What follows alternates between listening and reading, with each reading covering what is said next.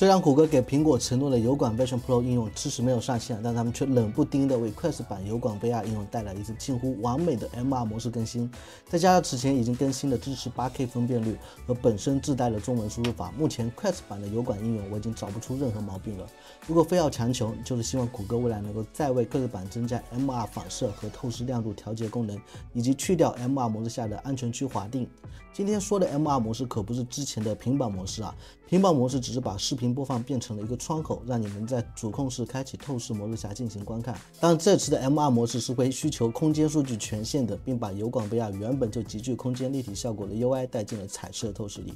那我们现在打开更新后的油管 VR， 它默认还是进入虚空场景。我们可以看到最上方的左边呢，就是我之前的这个平板模式啊。右边就是我们更改它的一个虚拟环境，这时候你会发现它多了一个混合现实的选项。点击之后，你的虚拟环境就会变成透视模式，然后你可以看到整个页面的 UI 就会跟 VR 模式下的 UI 一模一样。原本这个油管 VR 应用它的这个界面布局我就很喜欢，它就是有这种深度的一个编排，现在在这个透视模式下也是非常的相得益彰啊。我们可以在播放窗口的底部菜单栏对它进行设置，比如说调整它的音量，或者把这个直板的播放屏幕变成这个弧形的。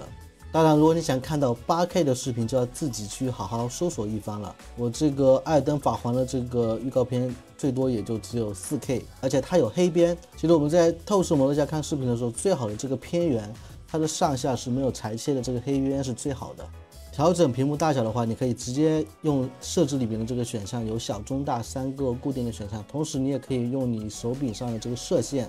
按住摇杆往后，它的屏幕就会慢慢的变大。好像还有很多人不知道，这个油管应用它其实是 Quest 商店里面少有的自带中文输入法的一款应用。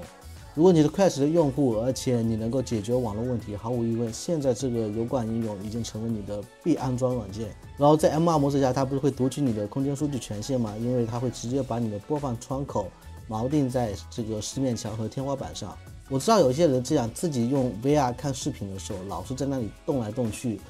把这个屏幕又放大又拖远又拉近，然后根本就没有专心认真的看电影。我认为所有具备播放视频功能的一些软件，它的 MR 模式下都必须要有这样一个锚定墙面的一个功能，就是你所处的现实空间，你的眼睛和墙面的距离它是固定的，它还存在一个最佳的屏幕播放大小。最后就是这个油管不是也带这个短视频模块吗？我们同样可以在这个里面切换到短视频这边，只是我不知道为什么它的这个短视频模块比这个长视频要卡很多。就是我切换下一个视频的时候，它总是会缓冲比较久的时间，在这里我都已经把它给剪辑掉了。总之，在这样一个竖屏的情况下，它整个无边框的一个播放效果看起来也是蛮舒服的。唯一的缺点就是在短视频的这个竖屏模式下，它不能够调整这个窗口的大小。总之，这次油管 VR 它的 MR 更新之后，就是达到了我心目中一款 Quest MR 应用该有的效果，非常建议大家来尝试一下。